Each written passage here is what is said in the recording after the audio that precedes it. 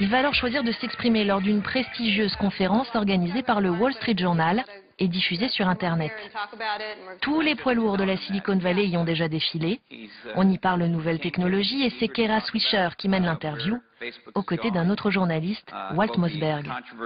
Et comme beaucoup avant lui, Mark va passer un sale quart d'heure. Voici Mark Zuckerberg. Il était très au courant des thèmes de l'interview, donc on était vraiment surpris de le voir si nerveux.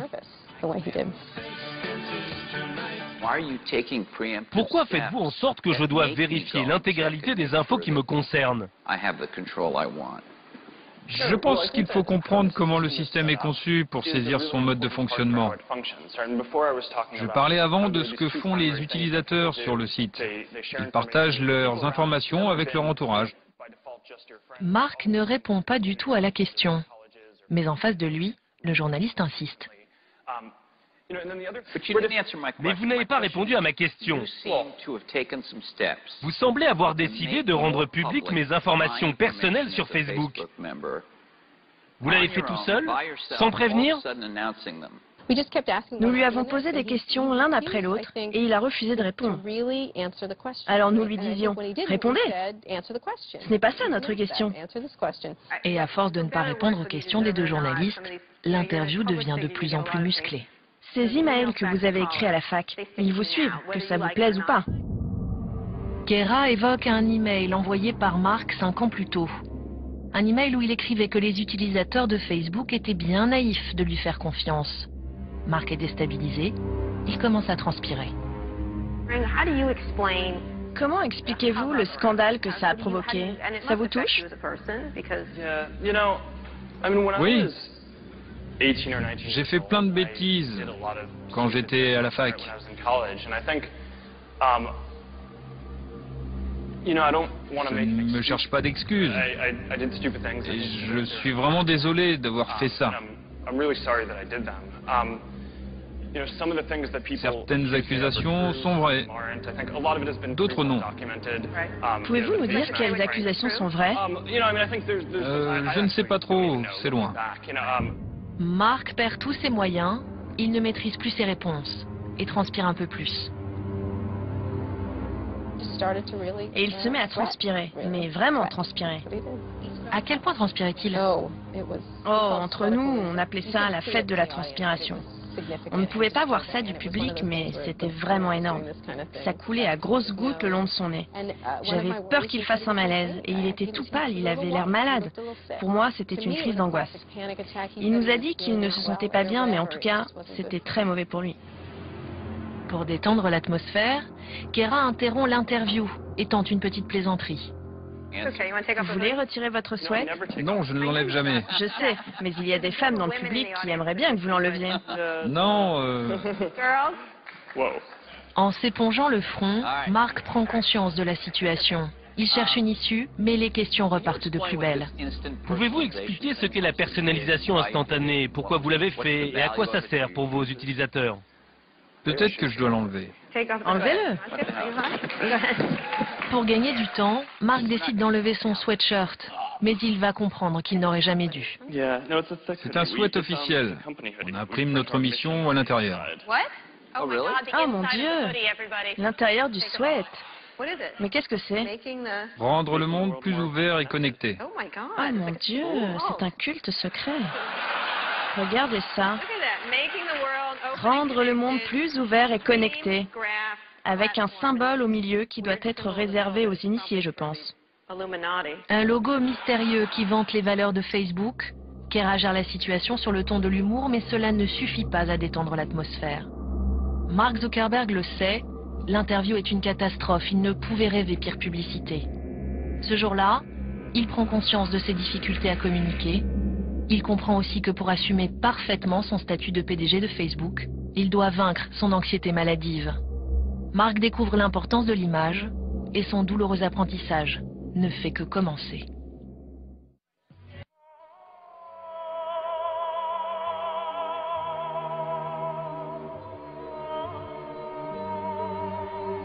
pourquoi le jeune patron de Facebook ne se sépare-t-il jamais de son sweatshirt à capuche? Les rumeurs les plus folles circulent depuis des mois. Les internautes ont enfin une piste. Et oui, l'insupportable geek multimilliardaire, le très présomptueux Mark Zuckerberg, a enfin retiré son inséparable hoodie. C'est comme ça qu'on appelle les sweats à capuche.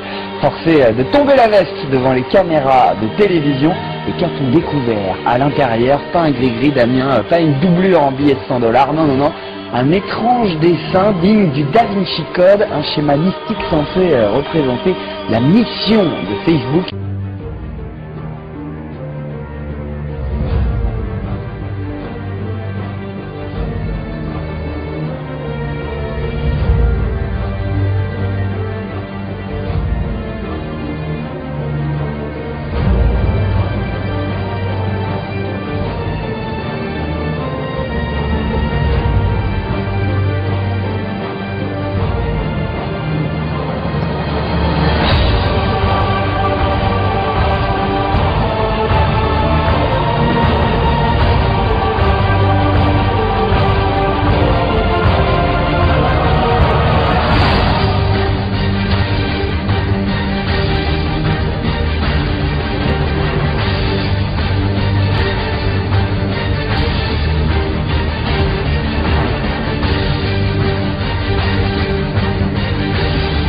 Le fondateur d'Axel, Freddie Mimi, offre 12 700 000 $ de ses partenaires de Venture Capitalist. Le manager d'Axel, James Breyer, PDG du National Venture Capitalist, NVCA, est créé par Gilman Louis, PDG de Intuitel, une entreprise capitaliste créée par la CIA en 1992.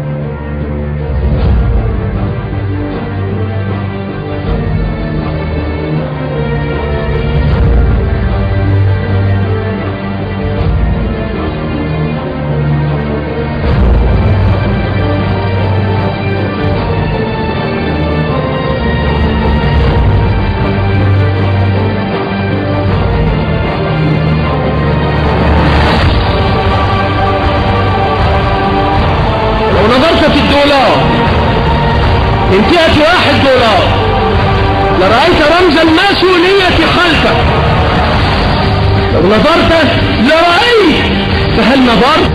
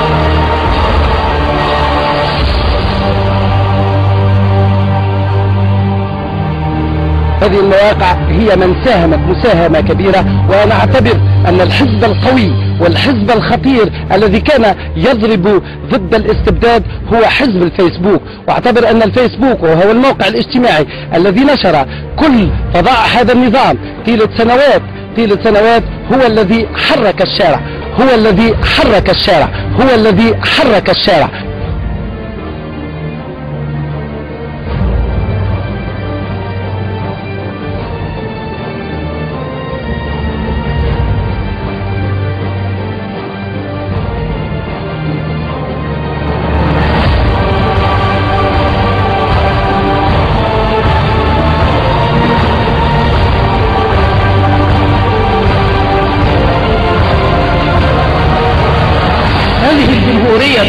الديمقراطية العالمية هي في حقيقتها دولة إسرائيل الكبرى، يريدون أن يحكموا العالم وأن يتحكموا في الشعوب كافة، في مقدراتها وفي مصائرها، وتكوين الحكومة اللادينية الديمقراطية المدنية العالمية، حرية، إخوان، مساواة، إنسانية، هذه شعارات الماسونية يهتف بها اليوم في جميع أقطار المسلمين، وتخرج الجماهير الغافية الحمقاء في الشوارع كالقطعان تساق وراء كل مغموس في دينه متبع لأعداء نبيه صلى الله عليه وسلم.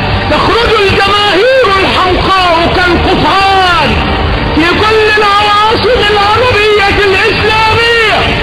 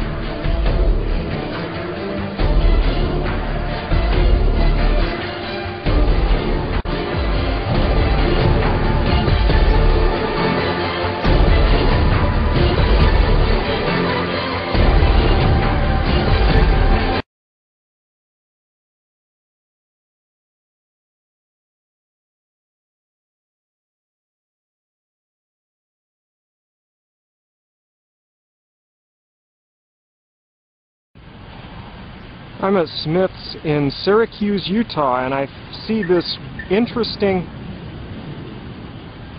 formation in the sky.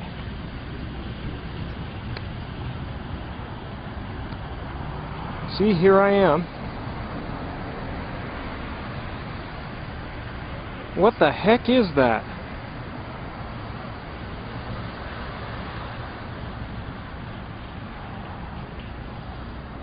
A circle with a dot in it.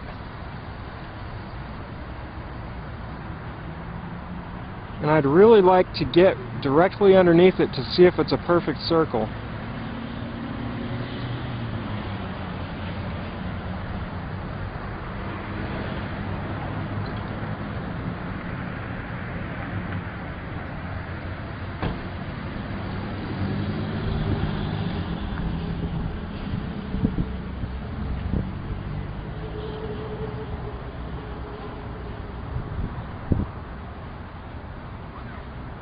I've taken some pictures and I think I may post them on the internet.